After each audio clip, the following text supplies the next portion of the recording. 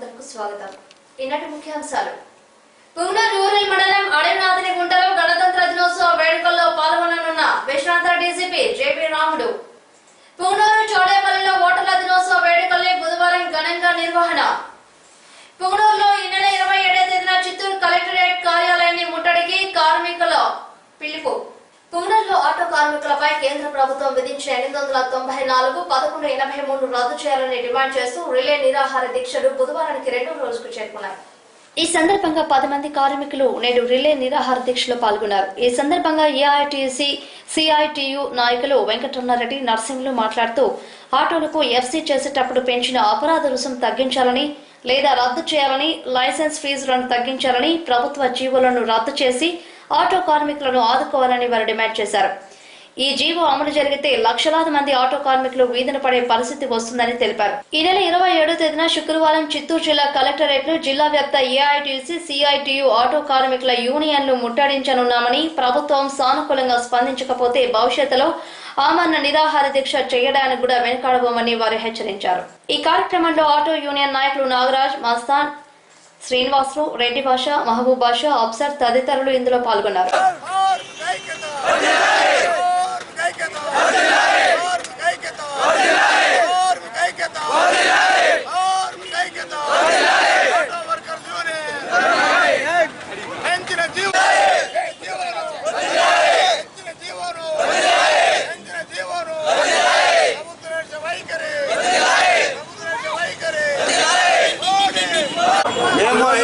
మీరు ఐపీఎస్ ఆటోలు చేస్తున్న బంద్ను 2 రోజులుగా జరుగుతూ ఉంది.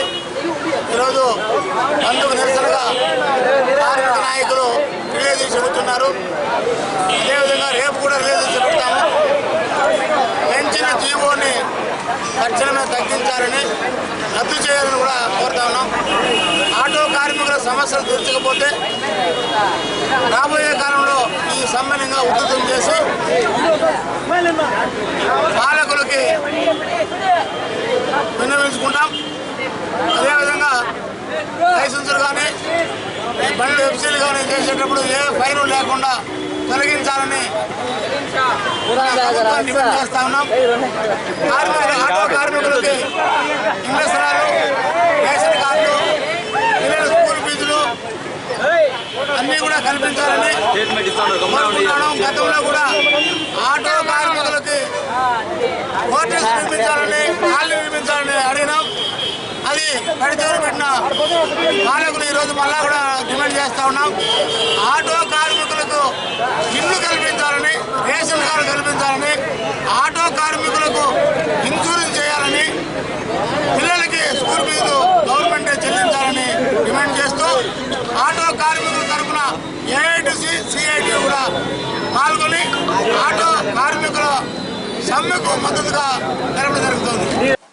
పట్టణంలో బుధవారం ఓటర్ల దినోత్సవాన్ని ఘనంగా నిర్వహించుకున్నారు. ప్రజా ప్రతినిధులు, అధికారులు, విద్యార్థులు స్థానిక గోకుల్ సర్కిల్ నుంచి ఎన్టీఆర్ సర్కిల్ వరకు ర్యాలీ నిర్వహించారు. ఈ సందర్భంగా స్థానిక మున్సిపల్ సమావేశ మందిరంలో సమావేశం నిర్వహించారు. Tahsildar Muniraju, MPDO Lakshmipathi Naidu, SI Hariprasad, commissioner Lokeshwar Varma, municipal chairperson Shamim Sharif, Janmabhoomi committee సభ్యుడు రామకృష్ణరాజులు ప్రసంగిస్తూ ప్రజాస్వామ్య పరిరక్షణలో ఓటు హక్కు అత్యంత కీలకమైనదని, ప్రతి పౌరుడు ఓటు హక్కును వినియోగించుకున్నప్పుడే రాజ్యాంగానికి, ప్రజాస్వామ్యానికి అత్యంత విలువ వస్తుందని తెలిపారు. ప్రపంచంలోనే అత్యంత పెద్దదైన ప్రజాస్వామ్య దేశమైన భారతదేశంలో ప్రతి ఓటరు ఓటు హక్కుతో తనకు నచ్చిన వ్యక్తిని ప్రజా ప్రతినిధిగా ఎన్నుకునే స్వేచ్ఛను ఓటు హక్కు ప్రసాదించిందన్నారు. 18 సంవత్సరాలు నిండిన యువతి యువకులు తప్పనిసరిగా ఓటర్లుగా నమోదు చేసుకోవాలని ఈ సందర్భంగా వారు తెలిపారు. కార్యక్రమంలో మున్సిపల్ వైస్ చైర్మన్ చిలిగెట్టు అమరేంద్ర, కౌన్సిలర్లు శ్రీకాంత్, ప్రకాష్, కుమార్ రాజు మరియు టీడీపీ నాయకులు శంకర్ శర్మ, అకిం రమేష్, పట్టణ అర్బన్ రూరల్ టీడీపీ అధ్యక్షులు ఖలీల్ అహ్మద్, నాగరాజ్ యాదవ్ మరియు వైకాపా నాయకులు, విద్యార్థులు పాల్గొన్నారు.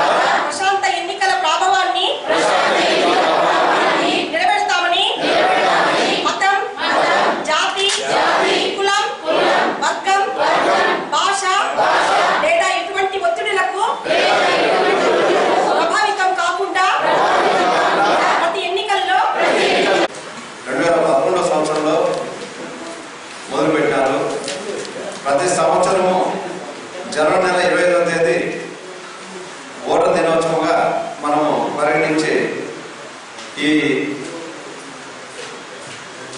వీటిని మనం జరుపుకుంటున్నాము. ఓటర్గా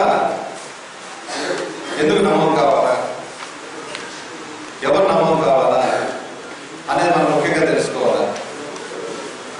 మనకు ఇంతమైతే 21 సంవత్సరాలు నిండిన వాళ్ళు మాత్రమే ఓటర్గా నమోదు అయ్యేదానికి భారత రాజ్యాంగం అవకాశం ఇచ్చిండేది. దాన్ని ఎన్నికల సంఘము 18 సంవత్సరాలు కుదించి 18 సంవత్సరాలు నిండిన ప్రతి ఒక్కరు కూడా ఓటర్గా నమోదయ్యానికి అవకాశం కల్పించారు. ప్రతి సంవత్సరము అక్టోబర్ నవంబర్ నెలలో సమ్మర్ రివ్యూ అనేది ప్రభుత్వం జరిపిస్తుంది.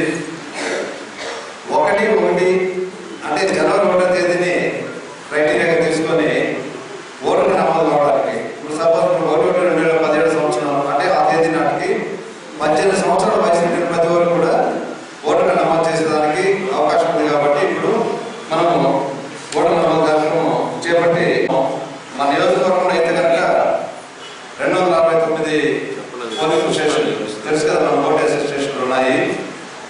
మన మొత్తం ఓటర్లు అయితే కనుక 2,13,061 మంది ఓటర్లుగా ఉన్నారు ఈ నియోజకవర్గంలో.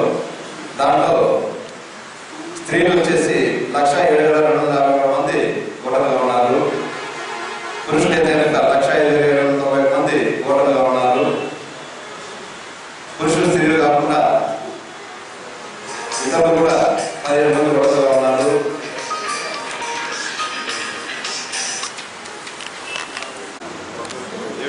ఇవాళ మనం జాతీయ ఓటర్ల దినోత్సవం జరుపుకోవడానికి చాలా గర్వపడాల్సిన దినం.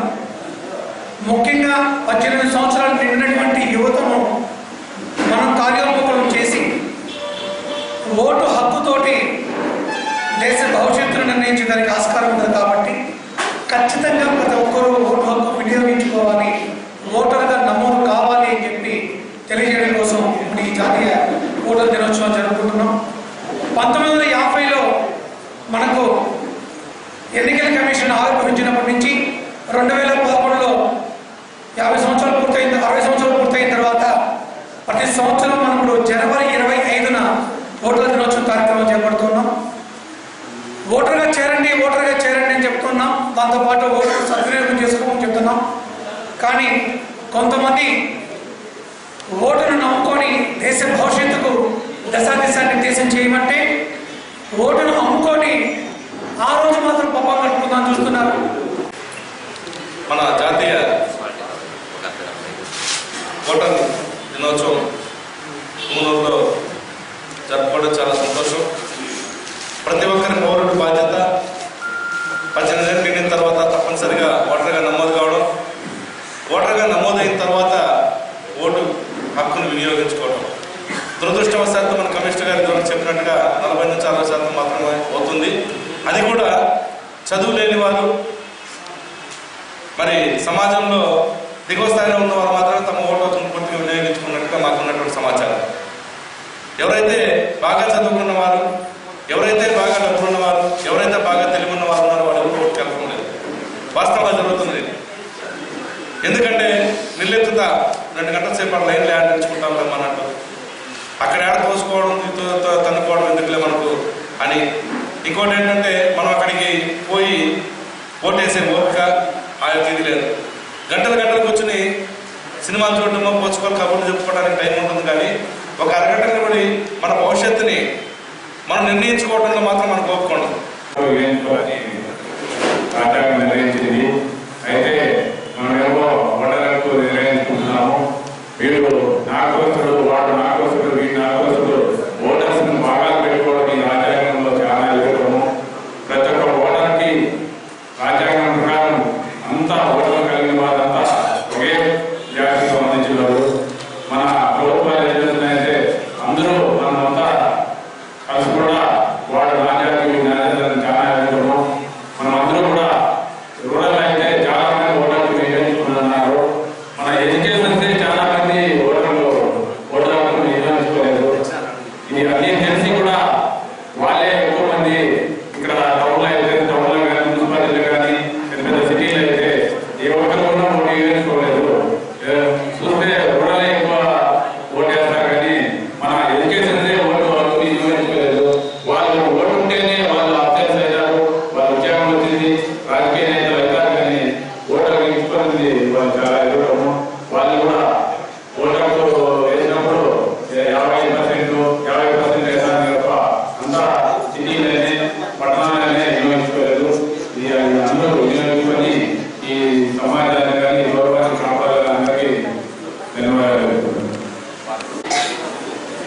చాలా మంచి రోజు ఈరోజు. ఎందుకంటే కనీసం ఎన్నికల కమిషన్ స్పందించి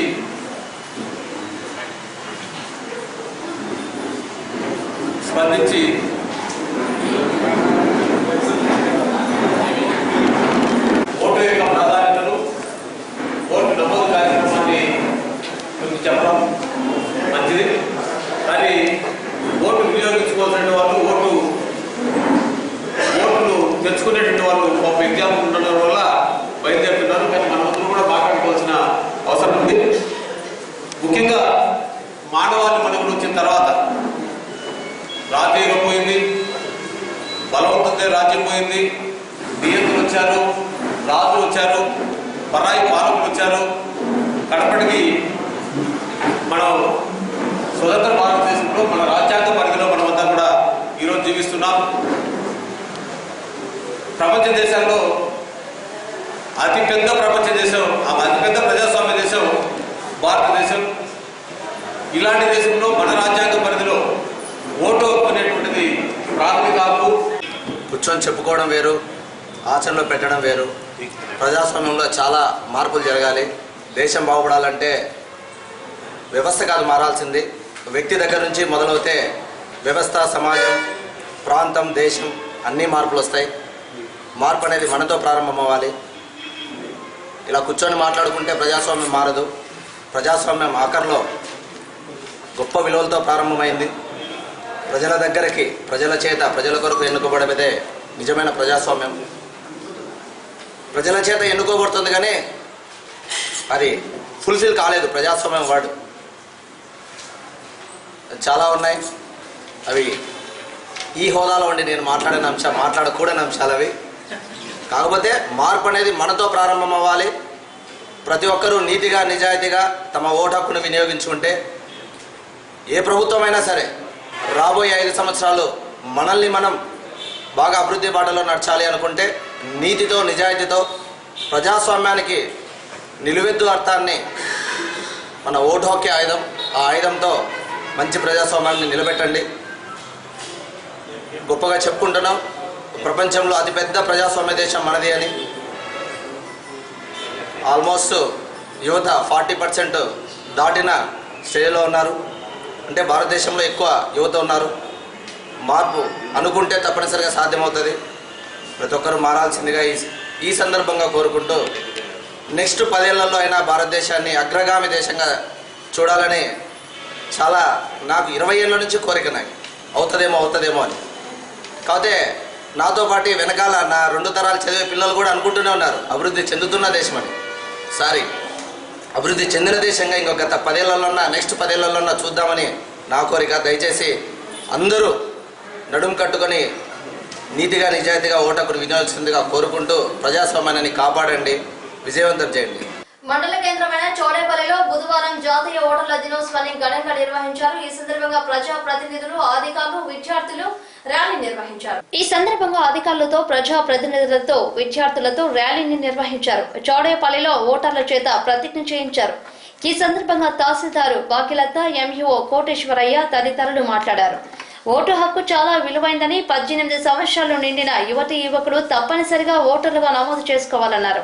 ప్రజాస్వామ్యంలో ఓటు వజ్రాయుధం లాంటిదని, ప్రతి ఓటరు ఓటు విలువను గుర్తించి అర్హులందరూ ఓటు హక్కును వినియోగించుకోవాలని కోరారు. ఈ కార్యక్రమంలో అధికారులు, ప్రజా ప్రతినిధులు, యువకులు, విద్యార్థులు పాల్గొన్నారు. ప్రతి ఎన్నికలలో నిర్భయంగా ఓటు చేస్తామని ఇందు మూలంగా ప్రతిజ్ఞ చేస్తున్నాము. జై హింద్.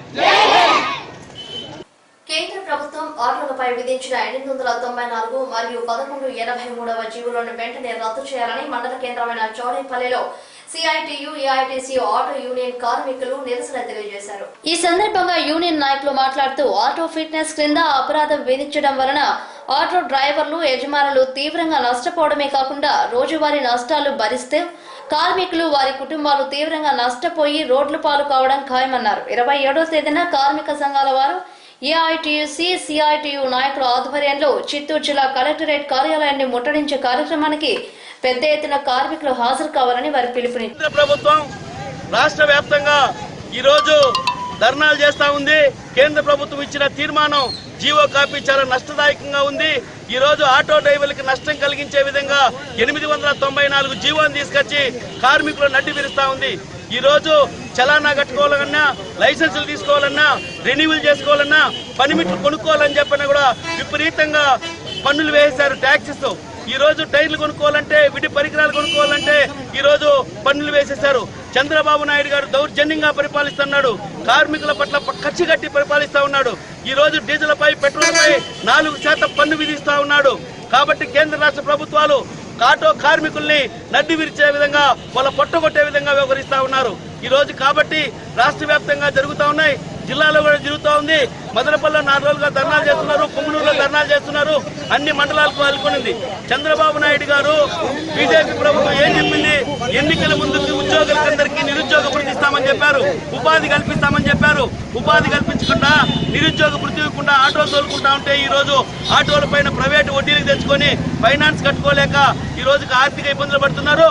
ఆర్థిక ఇబ్బందులు పడుతున్న సందర్భంలో ఈ రోజు మళ్ళా చలనాలు కట్టమంటే ఎలా కడతారు? కాబట్టి ఇమీడియట్ గా కేంద్ర ప్రభుత్వం తీసుకున్న జీవోని రద్దు చేయాలి. చలానా ఫారాలు, ఫీజులు తగ్గించాలి. డ్రైవింగ్లు లైసెన్సులు 10వ తరగతి ఇంటర్మీడియట్ నుంచి పెట్టారు. అది లేకుండా చదువులేని వారికి అందరికీ అనుభవం రీత్యా లైసెన్సులు ఇవ్వాలని చెప్పని, ఈ రోజు పెట్రోల్ డీజిల్ ధరలు తగ్గించాలని చెప్పని, నిత్యావసర ధరలు తగ్గించాలని చెప్పనేసి సిఐటిగా మండల నాయకత్వం, జిల్లా నాయకత్వం కేంద్ర రాష్ట్ర ప్రభుత్వాన్ని డిమాండ్ చేస్తా ఉంది. కాబట్టి రాబోయే రోజుల్లో మీరు ధరలు తగ్గించకపోతే ఖచ్చితంగా రాష్ట్ర వ్యాప్త ఉద్యమం పెరుగుతుంది. జిల్లాలో కూడా అనేక పోరాటాలు చేస్తామని తెలియజేస్తున్నాం. చంద్రన్న మాట. ఈనాడు మన కేంద్ర రాష్ట్ర ప్రభుత్వాలు మన ఆటో కార్మికుల యొక్క పొట్టను కొడుతూ ఉందంటే ప్రతి ఒక్క ఆటో కార్మికుడు ఈ విషయం పైన స్పందించాలని ఈ సందర్భంగా కోరుతున్నాను. మీ పైన చేసేటువంటి దాడులు చాలా దారుణంగా ఉన్నాయి. ఆర్టీఓ ఒకవైపు దాడులు చేస్తుంటే, ఒకవైపు పోలీసులు దాడి చేస్తుంటే, ఒకవైపు ఆర్టీసీ డిపార్ట్మెంట్ దాడి చేస్తుంటే మీరు పూనూరు రోటరీ క్లబ్ ఆధ్వర్యంలో సోమవారంలో యూఎస్ఏకి చెందిన రోటరీ మెన్ ఆఫ్ ఫోర్సెస్ మరియు బెంగళూరు వెస్ట్ రోటరీ క్లబ్ సంయుక్త ఆధ్వర్యంలో పూనూరు బాలికల యువ కళాశాలలో ఆధునిక సాంకేతిక పరిజ్ఞానంతో టాయిలెట్ బ్లాక్స్ మరియు హ్యాండ్ బేసిన్ల ఏర్పాటుకు సోమవారం భూమిని పరిశీలించిన విషయం ఎస్ఆర్టీవీ ప్రేక్షకులకు విదితమే.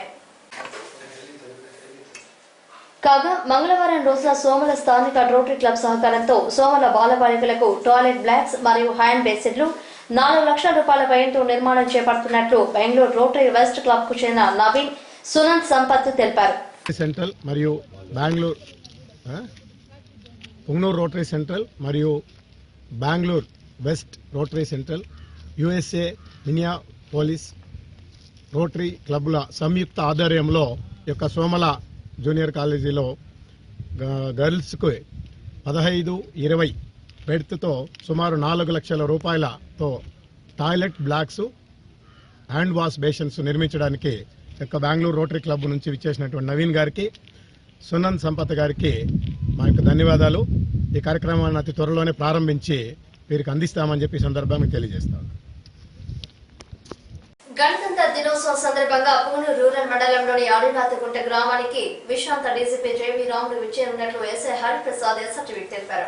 పూనూరు పురపాలక సంఘ కార్యాలయ ఆవరణంలో ఈ నెల 26 తేదీన ఉదయం 8:30 భారత గణతంత్ర దినోత్సవ వేడుకలు ఘనంగా నిర్వహించడం జరుగుతుందని తెలియజేయడం జరిగింది. ఈ కార్యక్రమానికి ముఖ్య అతిథులుగా ఎమ్మెల్యే పెద్దిరెడ్డి రామచంద్ర రెడ్డి, అతని తనయుడు రాజంపేట పార్లమెంట్ సభ్యుడైన వెంకట మిథున్ రెడ్డి కార్యక్రమానికి హాజరవుతారు. చిత్తూరు శాసనమండలి సభ్యులు, వార్డు కౌన్సిలర్స్, కోఆప్షన్ సభ్యులు, వైస్ చైర్మన్, చైర్పర్సన్లు ఈ కార్యక్రమాలకు పాల్గొనాలని హృదయపూర్వకంగా అందరినీ ఆహ్వానించడం జరిగిందని ఎస్ఆర్టీవీ ద్వారా మున్సిపల్ కమిషనర్ లోకేశ్వర్ వర్మ తెలియజేశారు. ఈనాటి ముఖ్యాంశాలు. పూనూరు రూరల్ మండలం అడవినాథనిగుంటలో గణతంత్ర దినోత్సవ వేడుకల్లో పాల్గొననున్న విశ్రాంత డీజీపీ జేపీ రాముడు. పూనూరు చోడేపల్లిలో ఓటర్ల దినోత్సవ వేడుకల్ని బుధవారం ఘనంగా నిర్వహణ. పూనూరులో ఈ నెల 27వ తేదీన చిత్తూరు కలెక్టరేట్ కార్యాలయాన్ని ముట్టడికి కార్మికుల పిలుపు. ఇవి ఈనాటి ఎస్ఆర్టీవీ వార్తలోని ముఖ్యాంశాలు. మరిన్ని విశేషాలతో మళ్ళీ కలుస్తాం. అంతవరకు సెలవు. నమస్కారం.